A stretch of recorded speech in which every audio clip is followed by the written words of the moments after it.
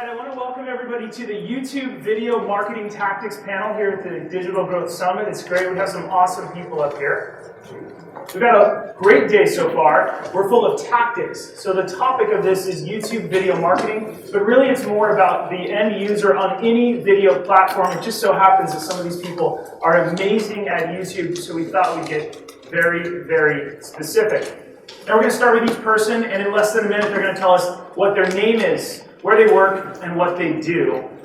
So let's start with Rob Jones right here. Hi, I'm Rob Jones, and I work at Edelman. I'm a Vice President of Digital Strategy, but primarily what I do there is I offer brand strategy as it relates to YouTube. I've been there for about a year. Prior to that, I was a machinima for 5 years, and it's what essentially the MCM model is kind of created. We started a while back.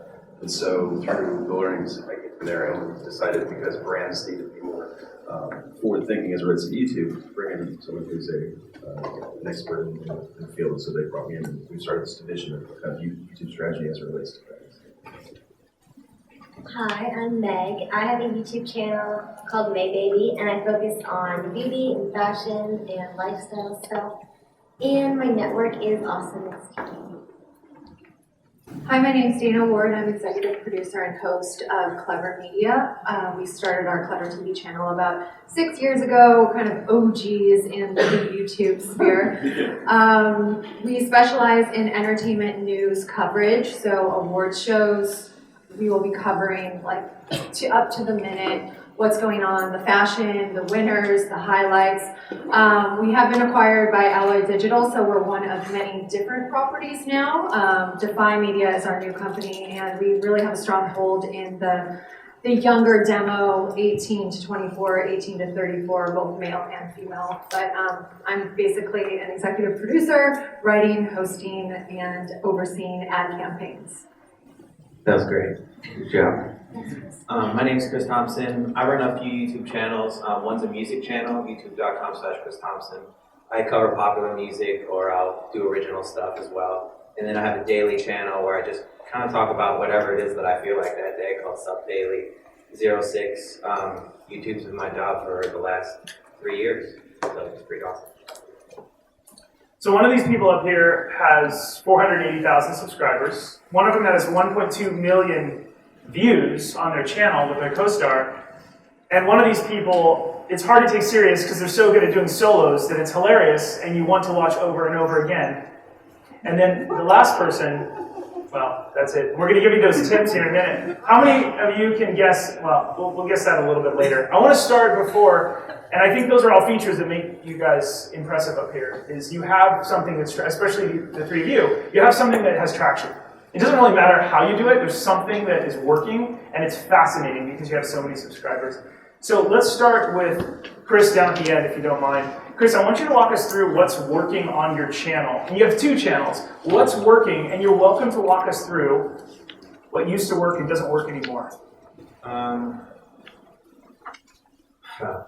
With the music channel, it's really kind of a guessing game. You have to be able to guess what's going to be popular before it's going to be popular, and also do it in a great and different way because there's tons of people who are going to be covering the same songs. Like, I'm sure you've all seen at least 40 covers of Let It Go, and they all kind of sound the same. So finding a way to differentiate yourself from those people is important, as well as researching different radio markets to see what songs. There's some artists you know that Gaga's going to hit, you know that Katy Perry's going to hit, you know that Justin Bieber's going to hit. Past that, the daily channel was just a way for you to actually connect. The daily, I always recommend someone who's trying to have a real connection with their audience to have a daily type channel, or just kind of invite them into your life, because creating that legitimate connection with someone is the important part. Like, you'll go to a bar because you like the drinks, but you'll become a regular at a bar because you really enjoy talking to a certain bartender. So creating that actual relationship is something that's important, and that's really the most important, and consistency when it comes to the daily content. Cool. Dina, walk us through what's working for you and what might not have worked a while ago.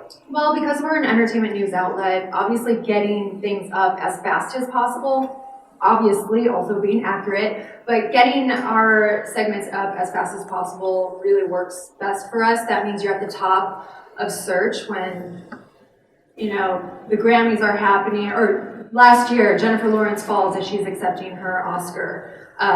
We reported on that right away, and I believe within 24 hours, we had 2 million hits on that, which was because we got that up so fast. If you're lingering and you're the last to market on a story, specifically with news, you're just not going to get the views. Something that we used to do that we've kind of changed because we realized it didn't work is doing really long form content on YouTube. You have to think about the viewer. YouTube, the attention span is much, much shorter than if you were to watch a video anywhere else on a website with a player. So you want to keep your content in short form. So normally we might have a celebrity come in for an interview. That interview could be up to 20 minutes long. We would never in a million years post the full 20-minute interview because no one has that attention span. So now we produce segments within. We might talk to the celebrity for 20 minutes, but hey, maybe we'll do a fun game that's kind of different and will always be newsworthy. It's not going to be old news the day after we post it. So we'll do a fun game, but then we'll also do a quick, fun interview related to whatever project they're promoting. Basically, don't post long-form content on YouTube because that's not what the viewer wants. Find a creative way to break it up or just have one segment be shorter. Yeah, although I don't do entertainment, a lot of the same stuff applies, especially like I have a really young demographic, and what I figured out works best, especially in beauty, is being able to, like you want to be, there's things called like beauty gurus and makeup gurus on YouTube, and they are searched a lot because people want to know how to do like makeup techniques and hair techniques, but I think if you really want like your channels to succeed and to get like a lot of views on your videos, you also kind of have to be like a personality and like a big sister. So figure out like who your demographic is and really, really cater to them. Like if they're obsessed with Frozen and obsessed with like all of these trends like Ariana Grande's hair, you talk about that, even if you don't want to. Like I kind of used to think that talking about like my life was interesting, or like that they wanted to hear me talk for 20 minutes about something that I thought was interesting or thought I could like educate them on, but they're really interested in anything relatable. Like if you just find ways, and if you want to make them a little more clever, then that's great too, add a little more wit, but try and be really, really relatable. And I say another thing, I never used to have as high energy as I do in my videos now. Like, you would think you would want someone like calmly explain something to you, but they kind of want you to yell at them in a nice way and get them really excited, and I think that also really helps to keep their attention span. So one of the things that I try and do is to take all of this that you see before you, and how do you harness that as it relates to a brand. So one of the things that I tell my clients is that people come to YouTube for two things. They're searching for information, or they're looking at browsing to be entertained. And they do all of these things up here. They both entertain and inform. That's why it's about search, right? And so if you can align your brand with one of those searches, or one of those kind of browsing for entertainment, you can kind of make a connection, but it has to be organic. And so one of the things that Style used to do, or now Awesomeness TV does, is try to find integrations with cosmetics as it relates to what her content is, because there's an organic fit. It's again, so trying to figure out what your brand has to offer as it relates to people's passion points, and trying to find those connections. That's how you find success from a brand's perspective, on YouTube. So Meg, we talked last night and we threw her on this panel because she's really impressive with what she does. Her name is spelled M-E-G, if you want to write this down. Actually, I'm going to give you her Twitter handle, which is also on her sticker, but it's easy so you can tweet at her. It's at Meg S, M-E-G-S, DeAngelis, so it's D-E-A-N-G-E-L-I-S. And her username on YouTube is May Baby. That's M-A-Y-B-A-B-Y. You might want to go see what she's doing. It's quite clever. She's editing things. They're all editing things to make them much, much shorter. So between sentences, they pop in together. It makes it very entertaining. So that's why she's not on this list. So let's walk through. We've talked about what's working and not working. It sounds like long form is dead in a way, and you want to entertain people, both educate them and entertain them, which you guys are all doing very well. Can you talk to us, because I think it's really neat to talk about bigger picture, but I think we're all in here hungry for tools and tactics, and that's what today is all about. So can you give us some tools or some tactics that we can use? And it could be anything from a whiteboard planning your day in the beginning, or it could be Final Cut Pro, a way that you use it, or anything in between. I mean, I think regardless of whatever industry you're in, it's figuring out what the tools of your trade are and becoming excellent at it, and figuring out what works. Like for me, when I talked about wanting to know, like trying to figure out what song's going to hit before it gets popular, you want to get that song out before the music video happens, so when people are searching on it and it's not there, you're already there to give them partly what they want. So I'll go on, I'll find different websites that can give me that information. Like there's a website called All Access that shows me in every single radio market which songs are getting the most spins.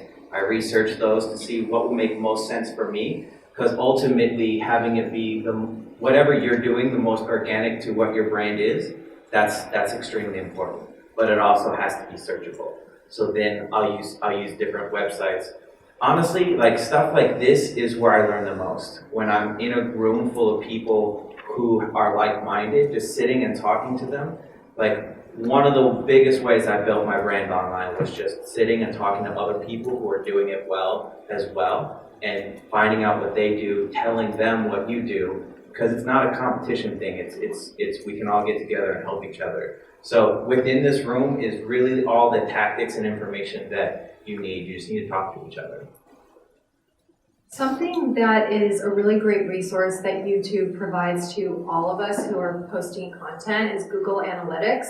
I would really just take as much time as you have to analyze your videos, whatever you post. You can find out so much information. When are all the viewers clicking away from your video? Where did they come from? Where did they go?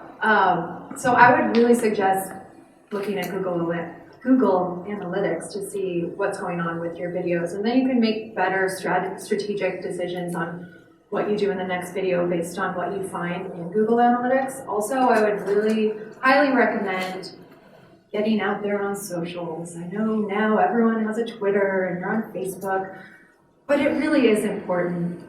Just because you're putting a video up on YouTube doesn't mean someone's going to find it. So you really want to maximize the chance that someone's going to find your video. Even if you don't have a big following, start establishing your brand on all of the social media networks. I used to use Buffer to basically schedule all the tweets. You don't have to be sitting at your computer live tweeting all the time. You can schedule your tweets.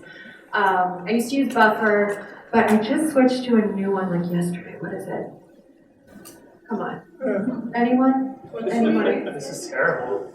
You know what? Oh my gosh. See, this is what I was Schedule your tweets. It's amazing. And just don't just necessarily tweet out once about a video. What I will always do is tweet out that video as soon as it goes live, but then I'll schedule it for 12 hours later. Yeah, a lot of people might be sleeping, but halfway around the world, people are awake and they're looking for content. So it's a great opportunity to also find a different audience by scheduling those tweets.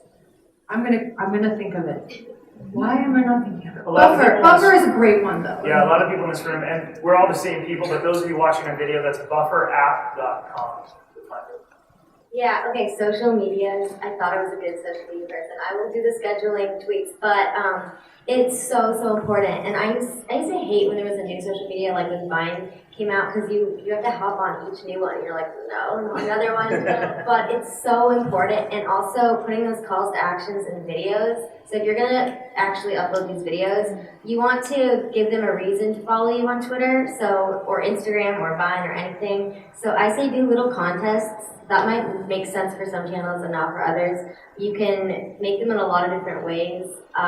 Or just tell them, you can figure it out on your own, but tell them something interesting, why they should follow you on Twitter, or what they'll see there. So all of those things are really important, because then once you have them following you, you'll have that way bigger reach when you tweet something, everyone's going to see it. And okay, let's see. Specifically, if you're going to be the ones uploading videos, this is kind of random, but it really helps. Is speaking of searches, if you want your video to come up, I recently found that if you title your raw file the video title, it helps so much.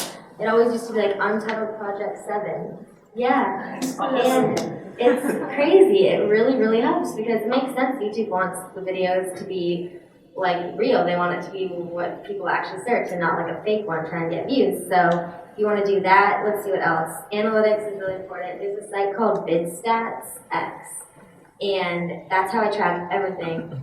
I can see like if I had a good week with subscribers or a bad week and see how much I uploaded that week. If I uploaded too much, then the subscribers might be a little lower, or not enough, then again it might be a little lower. So it's a really, really good site. I don't actually use Google Analytics unless I'm trying to figure out about like the watch time and when people like looked away or clicked away. But yeah, those are some good tools. I'm trying to think of something else. How'd you spell VidStats? Vid, then stats, like STATS, and then X.com. I don't know why there's the X, but yeah. And one more thing, annotations, if you put those in videos, you can do them with links, I'm pretty sure. You might have to be a partner of YouTube, but if you annotate links, you can literally get click here, and a little annotation thing can pop up above your hand. You have to add that afterwards. So any link you want people to click on, pretty much, there's ways of getting like external links, they'll click on. Also, like calls to action, make them click it, make them subscribe, all of that stuff is really, really important. I think YouTube limits links outside of YouTube to only one website, and I think it has to be your own website, so most of the time that will be just fine. Also, to add on, you can do giveaways to get more people following you. That's a great way that we've grown our audience. Oh, there was another website called Social Blade. Socialblade.com is a really good one. I used to use VidStats. It's still a great site, but I've chosen to use Social Blade. And sorry, I forgot a bunch of stuff. In talking about understanding your audience and using your analytics, there's 2 times a day that I look at to upload if I want to maximize the hits that I'm going to get on my content. If you have an audience that's younger, if you have an audience that is in school, the maximum to maximize your hits, I upload around 12:30. The mindset behind that is it's 3:30 on the East Coast, kids are just getting out of school. If you have a bit of an older audience, I want to upload, this is all Pacific time by the way, I upload around 5:30 because 5:30 here is tablet time on the East Coast. It's 8:30, people are winding down from their day, they're about to go to bed, they're playing around on their tablets, doing Candy Crush, whatever, you know. So really think about what time and just think about when your audience is going to be looking at their devices, and that's really important. Just to echo this sentiment of analytics, it's super important because there's just so many things you can test and change when you're approaching YouTube. But unless you're actually looking at the numbers and seeing if it's working, retention is probably one of the most important. Retention is how long until someone drops off the video. So if I have a 3-minute video, someone watches it for 1.5 minutes, it's 50% retention rate. That's very important because it can tell you whether or not the content's working. You can have a video that has 100,000 views, but if the retention was 20% completion, well then that video didn't work. So if you just look at the views, you could be fooled to think, oh, this is a really great piece of content. It got 100,000 views. That's a win. But if the retention doesn't say that people stuck around, you can realize that, okay, that messaging is just falling off. Second is the annotations, really creating calls to actions. There's a really great stat that YouTube throws out there.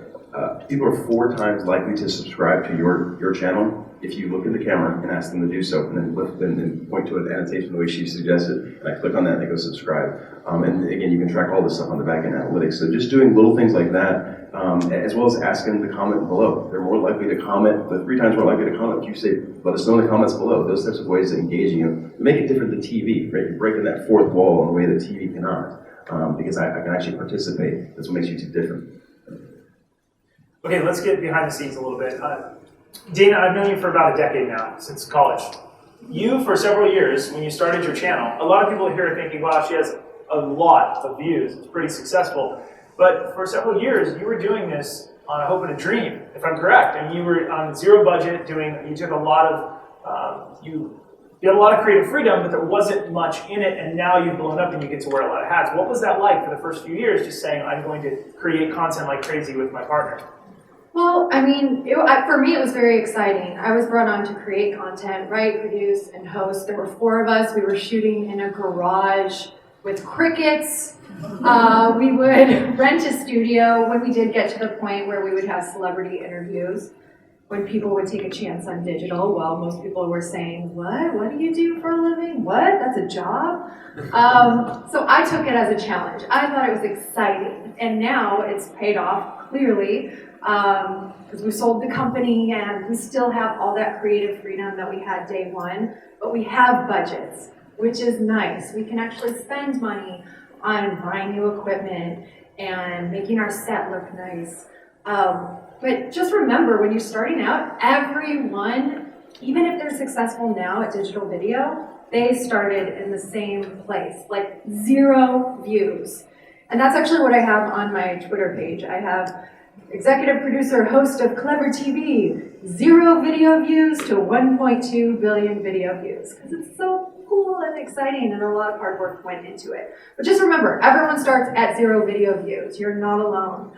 But do not be intimidated. Get out there and make a video. I know the first time especially if you're in the video yourself, the first time you put up that video, you get worried. Are people gonna like this? Am I gonna get negative comments? How are people gonna react? You just have to do it, and you'll grow a thick skin, but you have to do it. Otherwise, you're gonna just be behind everyone in the digital video space. Awesome. Walk us through some blunders if you can. Are there any blunders that you've made that might be helpful to everybody? Yeah.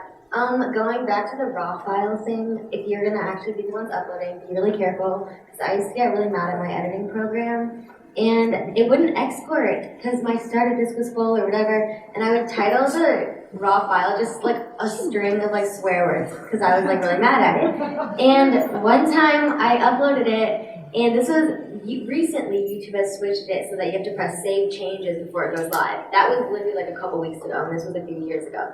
So it uploaded, and it was just called like probably like a string of 8 swear words, and somehow I had to press save changes, so it was stuck like that for like 2 hours, and everyone was really, really confused and kind of scared in the comments. So be really, really careful. Don't do that. Make sure you just, even if you don't title it what it actually is, Untitled Project is a lot better than a bunch of swear words. So there's that. And also, yeah, okay. And just spelling the title right and the thumbnail right. If you have a long title, and if you're putting words like in the thumbnail, because that really helps, make sure you spell everything right. Yesterday, yeah, it was yesterday, I didn't spell something right. I spelled boyfriend like boyfriend, and I didn't notice until my roommate told me a couple hours later, which really sucked because the video was up for, probably like 3 hours, and the reason I put that word in the title as one of the words is because if you type in my username and then space, that's like one of the most searched for words. So I wanted it to be something people would search for. And yeah, it seems like a really obvious one. You'll probably be able to spell things right, but those are some of my blunders. Are you saying blunders or blenders? Blunders. I'm like, what's a blender? Blunders. There's been a lot. Why don't we just talk about stuff you should do instead? That's a lot more fun. Something to think about when, we talk about titling a lot because in the end, YouTube is a search engine, and that's the most important thing. You want to be on top of that search. One thing I do use is AdWords. Figure out what your topic is going to be about, put the title in, put like the individual words into AdWords and see which one is searched the most. And then that's the word that you want to use. When it comes to titling, that first word should be your most searchable. You should also have it be the first word in your description. As for tags, it doesn't matter what order they're in, but you want to have that in there too. So title first, description first, tags doesn't matter. And I found there's been some videos that I could have 100% like maximized my views on it, but because I titled it something stupid because I didn't think it mattered, that was an issue. And then we haven't talked about thumbnails. Thumbnails is really like next to getting the proper metadata in there. You got to look at the thumbnail in the video like the cover of like a DVD. And if you see the cover of a DVD in a store and it looks horrible, you're probably not going to think that it's a credible source of entertainment. So really look into properly using Photoshop and finding a way to make the cover of your video essentially look its best. Yeah, I got a question over there. Roman. So far, no one has mentioned transcripts or closed captioning. How do you guys feel in that relevance to the replacement for basically typing out everything that you say? Let me repeat that for the viewers online. So transcripts and you said closed captioning. Yeah. How do they deal with that? We actually include every single script in our video description because we want to take advantage of search. We want to make sure our viewer, or not even our viewer, whoever's searching for what we're reporting on can find it. So that's very, very important to us. Very rarely will we short form our content unless there isn't a script, if it's an interview, for example, but we always put the full script in the description. For a while I experimented with closed captioning because, the YouTube audience is international, and I found I found that the 3 most popular languages for people watching me, other than English, was Spanish, Portuguese, and German. So for a while there, I had people actually translating my videos into those languages to see if I could touch that audience, and I honestly, in the end, didn't find that it made a huge impact on the view count of my videos. But I feel like maybe if people want to watch at work, having the closed caption in English probably helps. But I haven't really found maybe a transcript in the description, but actually using the closed captioning, I haven't found has a huge impact. So a lot of the people in the room, how many of us have a YouTube channel that we're working on every week? Raise your hand really high, don't be shy. Okay, so not that many of us uploaded it. Is it an hour or what is it to actually modify that with thumbnail plus script plus all that stuff? Okay, so I never used to do thumbnails, which was a huge mistake. I used to think people would only click on my video if the thumbnail looked like it was an actual thumbnail. Like, oh, that looks like a new part of the video. So sometimes I'd fake the thumbnails, but I'd never, Photoshop anything together, which was a really big mistake. People will click on anything that looks really, really intriguing now. And so I personally don't have time to do, and I've never actually tried the closed captioning. If it's honestly interesting to me, and I think I could maybe get some help with it or try it out to test it. I don't have too much faith in it. I don't know if it would really help that much, but I will try it. But I'd say I spend about an hour. I actually do this before the video is uploaded, on the title, description, and thumbnail. I spend a lot of time on thumbnails now. I'd say 30 to 45 minutes just making a thumbnail, and then making sure the keywords, we didn't talk about keywords. Okay, so the keywords in a video, they're so important. You want to have about 12 to 14. And a lot of people think, they think about hashtags on Instagram, that you want to have things that a lot of people search, like funny or Miley Cyrus, but honestly, none of those will help. They all have to be things that are directly related to your video and the title, and you can expand a little bit on that. So if it was this is something I would do, but a Miley Cyrus inspired hair, makeup, and outfit, you can add in Bangers Tour 2014, that's her tour right now. That type of thing, but I wouldn't go further than that. So don't try to add in things you think people will search. Really keep it related to the video, or else YouTube, it gets confused and it doesn't bring it up in any of the right searches.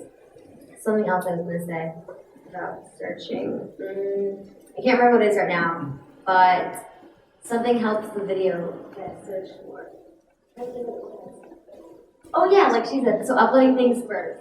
Audience retention. Oh, okay, so audience retention. He was saying that you can check and see if there's 20% audience retention or 50%. Well, you don't want to just know if the video is working and if they're getting the message. You also want the video to be brought up more in the search. So if you have, initially it doesn't matter because they see it in their sub box and they click it. But if you have a higher retention rate, YouTube will promote it more on the searches because it's it deserves it. If you have a low one, YouTube treats it like spam and pushes it down further. And it's not just the retention on a per video basis.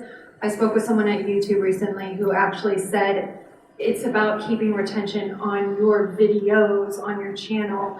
So that's why a call to action at the end of every video is really important. Give the viewer another option, another video to watch, and make sure you annotate to it.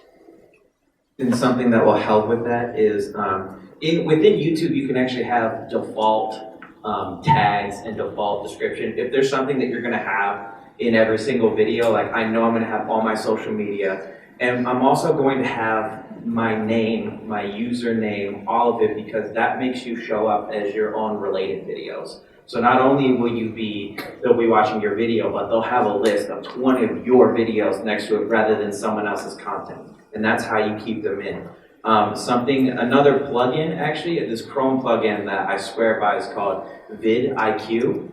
And it actually breaks down all the information without even going into analytics about like how the video is doing, where it's being shared, what the tags are. You can actually see the tags of other people's videos. So if you're trying to come up with ideas, say I'm doing a video called How to Kiss. And so I go to the #1 How to Kiss video and I look at whatever their tags are. If it's still related to my content, I'm gonna put that in my video too because I'm more likely to show up in search. So use vidIQ and it really helps, but more importantly, put your name in the description every single time so you show up related to yourself. Put your name in the subject or in the description below? In the title? tags. In the tags. In the tags. Yeah. And just to kind of pull these ideas together, the algorithm for YouTube, there's a search algorithm and there's a recommendation algorithm. They're what's, it's what puts the videos at the end when your video stops and 12 videos come up with those tiles. You want to be one of those videos. And the reason why is because someone may not be looking for you, but they find you, and that's an earned view, earned media. So the way that you kind of game that system, to Dana's point, is you string videos together. So the way, if you think about it, YouTube is an ad platform. The longer you watch YouTube, the more ads you can watch. And so what it does is when it looks at 4 videos in a row, there's A, B, C, and D. If video A led to you to watch B, C, and D, well, video A now gets privileged in the recommendation algorithm. And so one of the ways you can kind of game that is, to Dan's point, is you string them together with annotations. So when I get done watching A video, A says, hey, watch B. I then watch B. B says, watch C. And C says, watch D. And if I create a long trail, when other people watch other videos that aren't my videos, my video will pop up because my video created a long trail, which is good for YouTube because it creates a long revenue stream for them. And so you want to be constantly thinking, how can I help you two out? Because then they will help you out. and playing the algorithm. And you really have to kind of play this as a cat and mouse game because the algorithm is constantly changing. And this is the reason why folks like this are really great at coming up with tactics because none of them have media budgets. They don't have ads running against their content saying, hey, watch this video. They had to be scrappy, to use Josh's word, to figure out ways to get people in front of their audiences. And so Glad that's my word. That's so great. But again, it's about really kind of understanding, saying to yourself, I have no money to spend to run ads to TrueView my videos to get them seen. What can I do to help that? So search recommendation of your friends, getting into those algorithms and using all these best practices that they're all talking about here is exactly how you do it. And what's interesting now is having transitioned from this world into kind of the agency world, I now tell people like Volkswagen, they should do things like this. But they also have big ad budgets, so that they have the best of both worlds. But if they can optimize doing the best practices stuff that these folks here are talking about, on top of having a media buy, you can actually get a bigger audience. So Rob, let's play to that. Would you want to go ahead, please? A way to string your videos together is playlists, by the way. So you can make playlists that keep going if the video isn't in any other playlist. There's like 2 types of playlists, or maybe there's more, but you can literally make playlists. So if someone clicks on your video and then goes to make like pasta in the kitchen, well, when that video is done, it'll automatically start playing the next one. It's really easy to do. You can like look into it, but that's an easy way just to get them to go to video B. So Rob, that's a great little tactical tip of playlist. Rob, you were talking about examples. Can you give us a case study or a campaign where you may have thought that, oh, this campaign wouldn't have done well, but it did really well? Is there any examples out there? As it relates to a brand? Yeah, relates to a brand or campaign specific. One of the things that we do often, and brands are trying to kind of grow their presence on YouTube, is figuring out how to grow an audience. Because you'll have multi-billion-dollar brands looking at YouTube. Say there's people like her who have almost 500,000 subscribers. Meanwhile, my channel for an automobile that is a multi-billion-dollar industry only has 68,000 subscribers. Why is that? It's like, well, could you just put up TV trailers?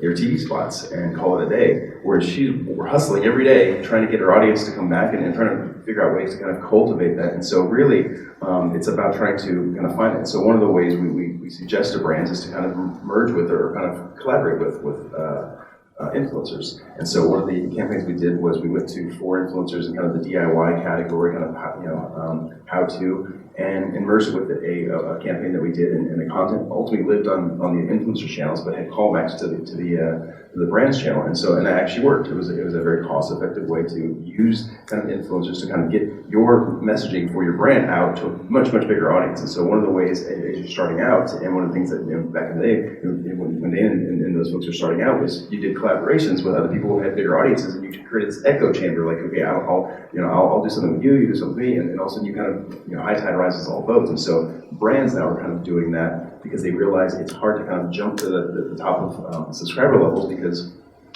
people like the folks on this panel are really working at it on a daily basis the way that brands just simply are not, because they think about other things. They have so many other, YouTube is just one part of their overall marketing strategy. Hey Meg, walk us through maybe a video that did really well and kind of what the story was behind that. Do you have one that did phenomenally better than the others? Yes, I have one video that did really well, but unfortunately it was before the whole new algorithm. It would make no sense now. But recently, I say, because that video for some reason did so well. Like, it was a simple hairstyles for school, for girls.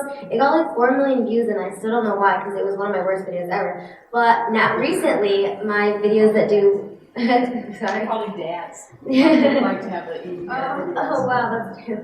But I'd say, I can tell you about brands really quickly. It's funny because a lot of brands that, that want to work with me, want me to create something that's more of a commercial, but I can't tell them enough times that it's not as effective as integrating it into a get ready video or even a review. If you talk a lot about the product, whatever it is, it's going to get a really good response. So maybe don't just throw it in the video somewhere like product placement, but if you can create something that's not a commercial, but where the product gets a lot of attention, then that's going to do well.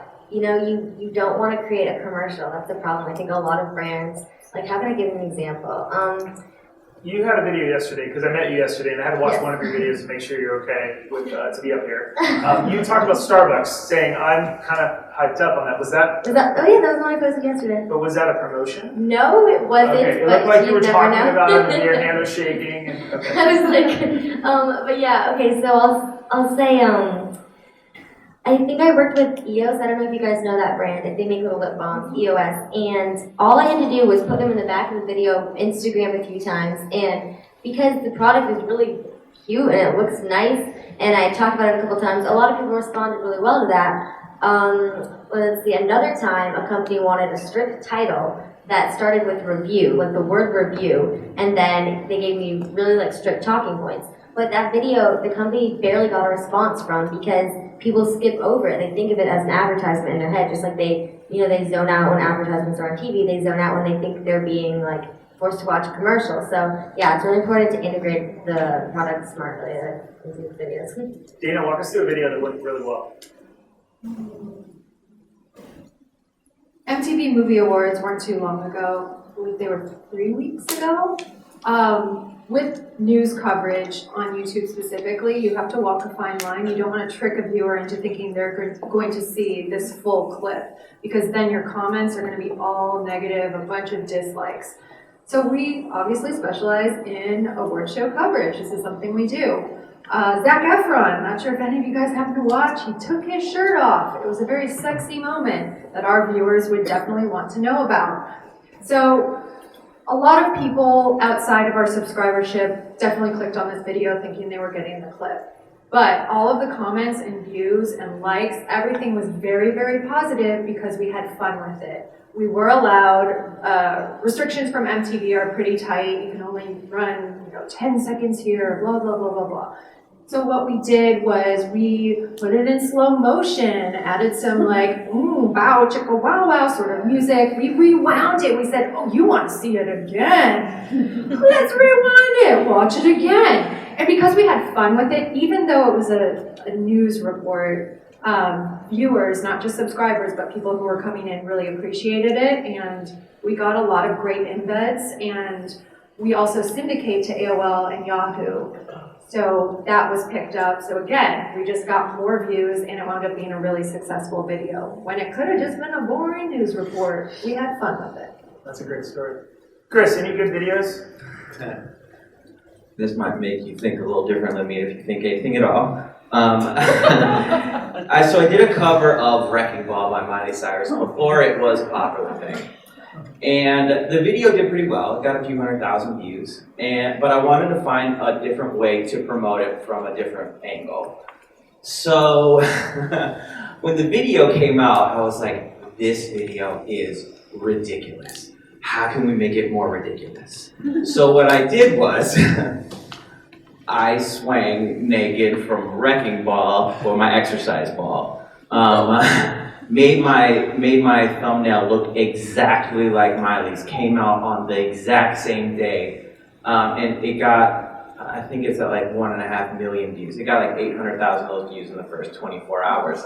I then, using all the stuff that we talked about here, especially annotations, used that to connect to the single of me actually performing the song, and it did really well. And that's my story.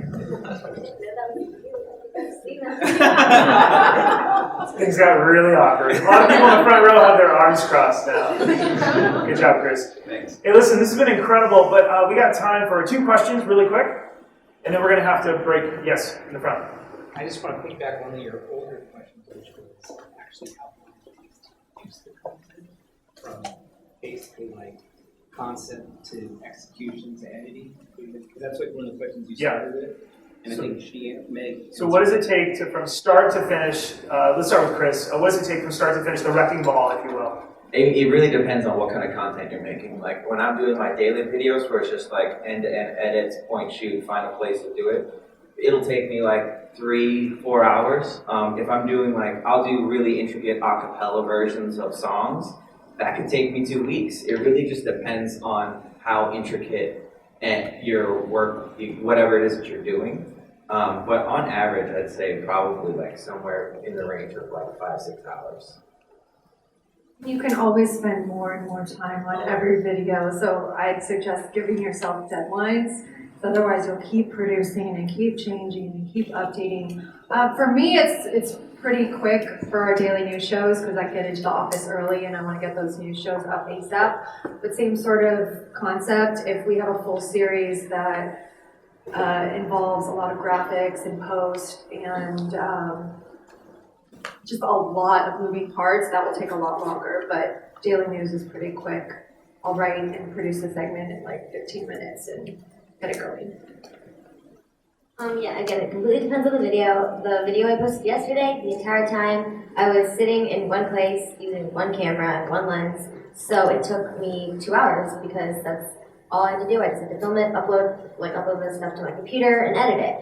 But most videos take a lot longer because, I mean, I don't write a script, but I write a shot list of the shots I want to get, and I get them all, and I use a bunch of different lenses, and the best way to get this to take the shortest amount of time is to have multiple batteries and memory cards, because you can think, okay, this will last, but it won't, and then you'll literally just be sitting by the charger for 45 minutes until you can film again, and you're just like, oh, this is great, and that happens way too often. So the best way is to have all of your technology ready and, charged, not broken, and you can probably get a video where you get a ton of shots done in a few hours.